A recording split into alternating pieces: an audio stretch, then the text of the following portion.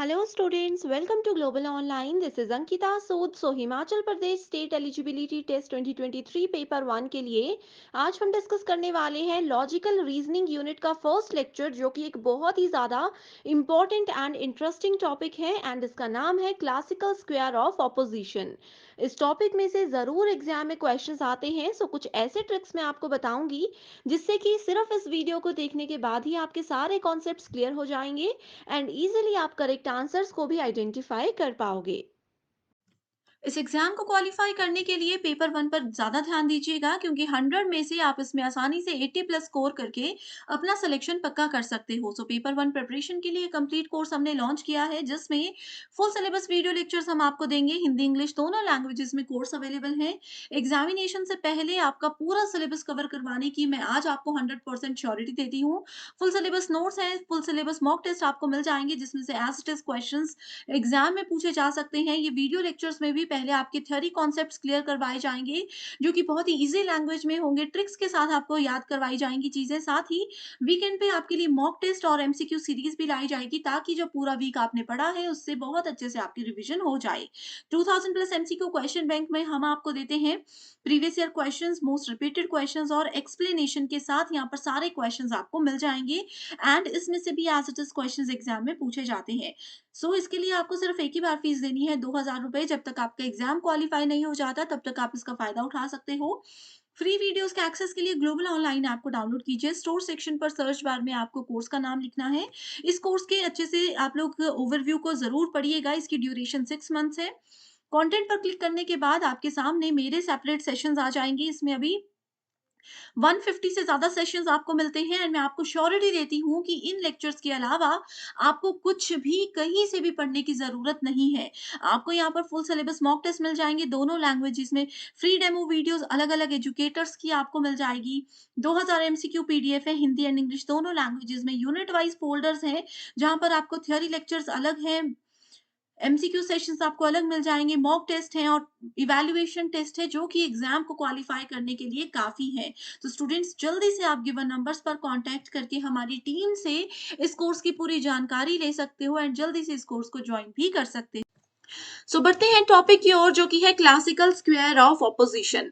इसमें सबसे इंपॉर्टेंट, सबसे पहली चार चीजें हमारे पास ये होती है कि हमें ए ई आई ओ का कॉन्सेप्ट पता होना चाहिए। अगर आपको ये नहीं पता तो मैं आपको बता देती हूँ कि इसमें ए का मतलब होता है ऑल, ई का मतलब होता है नो, आई का मतलब होता है सम और ओ का मतलब होता है सम नॉट। तो इन चीजों को आप ऐसे नोट कर लीजिए, ए ई आई ओ। दूसरी चीज यहाँ पर आपको ये ध्यान रखनी है कि ए ई आई ओ ऐसे इसको नहीं लिखना है कभी भी। ओके, इसको इसी सीक्वेंस में लिखना है, ए ई आई एंड ओ। अगर आप लोग इसका सीक्वेंस चेंज कर दोगे तो आपका सारा कॉन्सेप्ट गलत हो जाएगा। क्लासिकल स्क्वायर ऑफ ऑपोजिशन यानी कि विपक्ष का शास्त्रीय वर्ग जो है, इसका सारा लॉजिक आपका गलत हो जाएगा और आप करेक्ट आंसर को आइडेंटिफाई नहीं कर पाओगे। ओके, ये है ए ई आई ओ का कॉन्सेप्ट।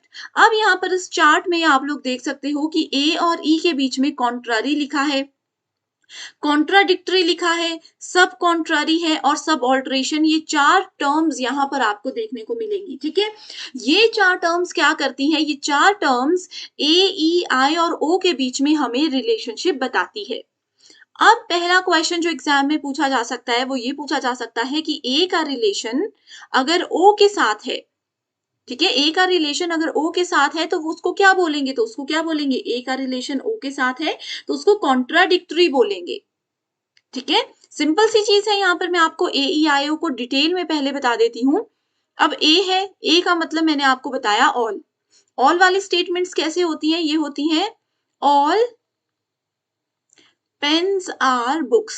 अगर हम इस तरीके से बोलते हैं ऑल पेन्स आर बुक्स, इसका मतलब है we are talking about this statement. ठीक है, इसका एक और एग्जांपल लेते हैं, ऑल प्लैनेट्स आर ब्लू। तो ये क्या हो गया? ऑल है, इसका मतलब हम ए की बात कर रहे हैं।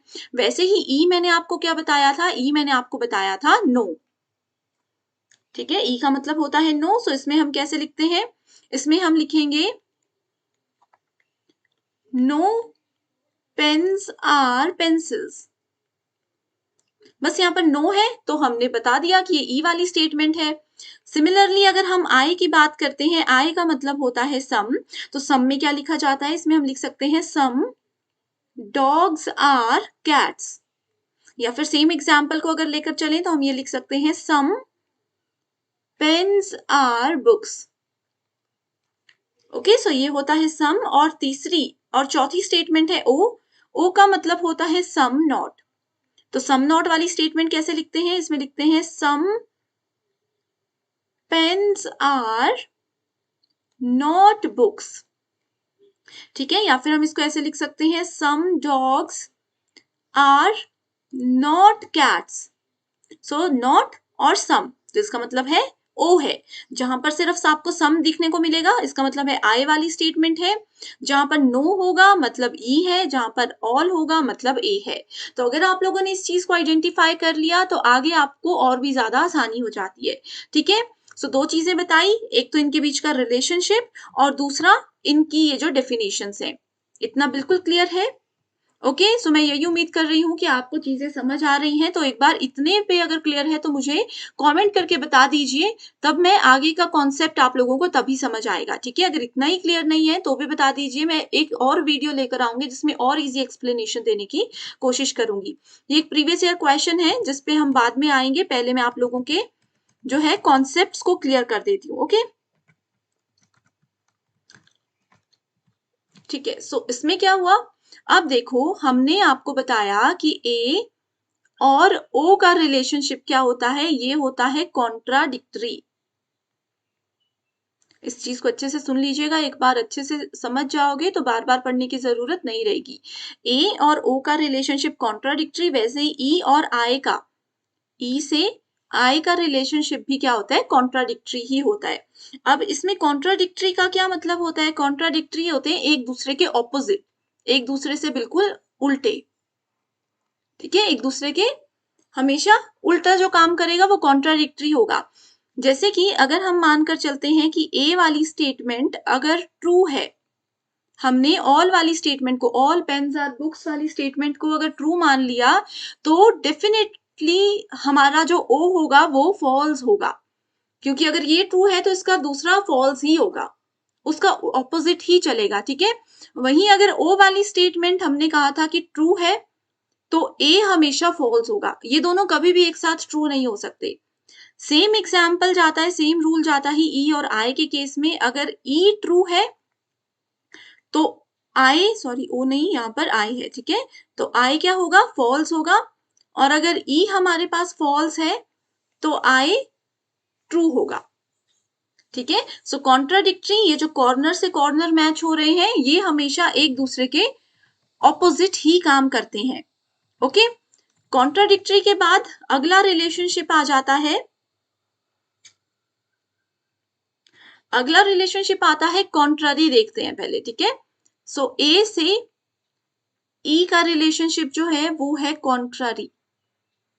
एग्जाम में ये आता है कि क्लासिकल स्क्वायर ऑफ ऑपोजिशन में कॉन्ट्ररी रिलेशनशिप किसके बीच में होते हैं, तो आपको पता होना चाहिए कि ऑल वाली स्टेटमेंट और नो वाली स्टेटमेंट के बीच में क्या होते हैं, कॉन्ट्ररी रिलेशनशिप हमेशा होते हैं।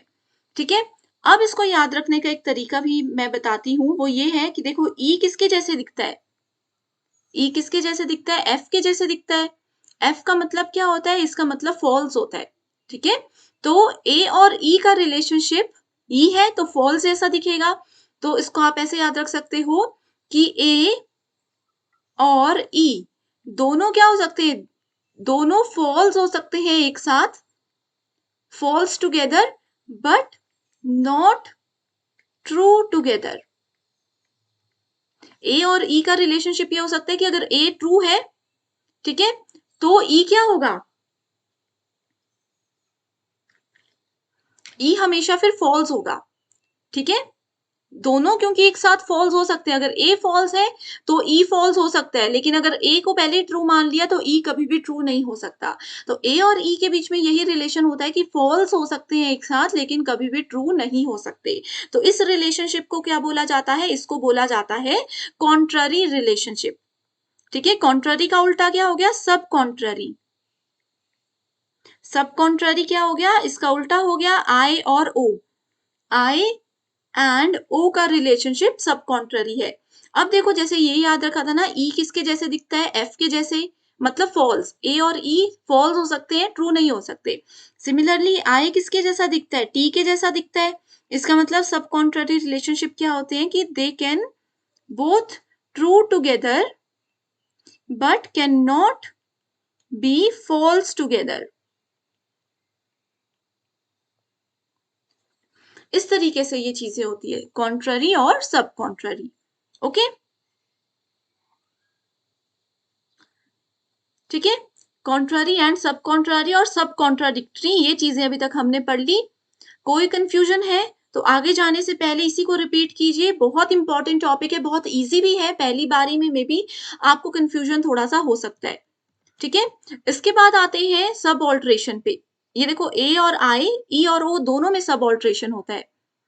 ए, आई, ई और ओ, इनमें रिलेशनशिप क्या होता है, सब ऑल्ट्रेशन। हिंदी मीडियम स्टूडेंट्स के लिए भी चीजें सेम ही रहेंगी, ठीक है। तो सब ऑल्ट्रेशन क्या करता है, जब हम ए से आई की ओर जाते हैं, ठीक है, ए से आई की ओर जाते हैं, तो इसमें क्या होता है, अगर ए हमारे पास ट्रू है तो आई को भी ट्रू मान लिया जाएगा। यानी कि जब हम डाउनवर्ड आते हैं, ऊपर से नीचे की ओर आते हैं सत्य को लेकर, अगर हमारे जो सीनियर ऑफिसर है, मान लीजिए, इसको ऐसे याद रखिए, सीनियर ऑफिसर है, वो बिल्कुल सत्य बातों को मानते हैं, झूठी बातों को नहीं मानते, तो उनके जो अंडर काम करने वाले जूनियर ऑफिसर्स हैं उनको भी सत्य मानना ही पड़ेगा। तो अगर ए ट्रू है, ऊपर वाला है ट्रू है, तो नीचे वाले को भी ट्रू होना ही पड़ेगा। तो ऐसे आप याद रख सकते हो कि ए से आई की ओर अगर हम जा रहे हैं तो हम उसको ट्रू साबित कर रहे हैं। उसका ऑपोजिट क्या होगा कि अगर हमारे पास आई जो है फॉल्स है, तो हम ए को भी फॉल्स ही बना देंगे। नीचे से ऊपर की ओर झूठ जाता है, झूठ पहले छोटा होता है फिर बड़ा हो जाता है, तो वही है यहाँ पर, आई से ए की ओर जाएंगे तो वो फॉल्स स्टेटमेंट को क्रिएट कर देगा। ये हो गया किसके केस में, ए और आई के केस में, ठीक है। अब बढ़ते हैं ई एंड ओ के केस में, तो ये भी सब ऑल्ट्रेशन ही है। तो ये कौन से रूल को फॉलो करेगा, सेम रूल को। ऊपर से नीचे ट्रू आ रहा था, तो ई भी अगर ट्रू है तो वो सीधी सी बात है कि वो ओ को भी ट्रू ही कर देगा। लेकिन अगर ओ अगर हमारे पास फॉल्स है तो वो ई को भी फॉल्स कर देगा। ये चीज अभी तक साबित कहीं पर भी नहीं की गई है, तो इसमें ये हमेशा डाउटफुल कंडीशन होती है। ओ से ई की ओर जब जाएंगे तो वो स्टेटमेंट को फॉल्स कर देगा, ये हमेशा डाउटफुल कंडीशन ही होती है। तो ऐसे आपने इन चीजों को याद रखना है, ठीक है। सो क्लासिकल स्क्वायर ऑफ ऑपोजिशन में यही चार चीजें आती हैं। पहले तो ए ई आई ओ का कॉन्सेप्ट, उसके बाद कॉन्ट्रारी, सब कॉन्ट्रारी, कॉन्ट्राडिक्टरी, सब ऑल्ट्रेशन क्या होते हैं, कैसे रिलेशनशिप होते हैं। आपसे एग्जाम में ये पूछा जाएगा कि all dogs are not rats, और दूसरी स्टेटमेंट दी होगी ऑल डॉग्स आर रैट्स। तो आपको बताना है इनके बीच में क्या रिलेशनशिप है। तो इनके बीच का रिलेशनशिप ढूंढने के लिए क्या करेंगे, पहले स्टेटमेंट में देखेंगे ये वाली स्टेटमेंट कौन सी है, ए वाली स्टेटमेंट है। ये वाली कौन सी है, ऑल और नॉट, ऑल नहीं होता, ये सम होगा, ठीक है। ऑल नॉट वाली स्टेटमेंट कभी भी नहीं होती, सम नॉट वाली होगी, ठीक है। तो ये हो गया ओ। तो आपको पता चल गया एक स्टेटमेंट ओ है, दूसरी स्टेटमेंट ए है। तो ओ और ए के बीच में क्या रिलेशनशिप हो सकता है, कॉन्ट्राडिक्टरी हो सकता है। तो ऐसी स्टेटमेंट से ए और ओ फाइंड कर लिया और देख लिया क्या रिलेशनशिप है, करेक्ट आंसर मिल जाएगा। ओके, यहाँ पर क्वेश्चन देखते हैं, all the students clear their examination, मतलब ए वाली स्टेटमेंट। फ्यू का मतलब क्या होता है, सम होता है, ठीक है। फ्यू मतलब कुछ, सम का मतलब भी कुछ है। तो few students did not clear their examination, मतलब some students did not clear their examination, तो वो आ गया ओ का आंसर, ठीक है। तो ए और ओ का सेम रिलेशनशिप जो भी मैंने एग्जांपल दिया, करेक्ट आंसर है कॉन्ट्राडिक्टरीज, विरोधाभास। ओके, अगला क्वेश्चन है, in which of the following propositions both can be true simultaneously but can not be false simultaneously. दो ऐसी स्टेटमेंट्स कि दोनों एक साथ ट्रू हो सकती हैं, लेकिन दोनों स्टेटमेंट्स में अगर एक भी फॉल्स हो गई तो दूसरी को हम फॉल्स नहीं मान सकते, उसको ट्रू ही मानना पड़ेगा। कि दो ऐसी स्टेटमेंट्स जो कि एक साथ ट्रू हो सकती हैं लेकिन एक साथ कभी भी झूठी नहीं हो सकती, कौन सी होती है? वो होती है सब कॉन्ट्रारी स्टेटमेंट्स। सब कॉन्ट्रारी होती है ना, आई है क्योंकि यहाँ पर आई किसके जैसा दिखता है? टी के जैसा दिखता है, तो they can be true together but can not be false together. और ई में क्या होता है? ई एफ जैसा दिखता है, they can be false together but can not be true together. Okay, so इतनी सी चीज है जो अभी तक हमने पढ़ी। सो आई होप स्टूडेंट्स बिल्कुल आपके कॉन्सेप्ट्स क्लियर हो चुके हैं। अगर वीडियो अच्छी लगी है तो कमेंट करके जरूर बताइए, एंड नेक्स्ट आपको लॉजिकल रीजनिंग का कौन सा टॉपिक पे वीडियो चाहिए तो वो भी मुझे कमेंट करके बता दीजिए। मैं उस पे जरूर आपके लिए इसी तरीके से एक smart video. So thank you so much for watching this video and I wish you all the very best.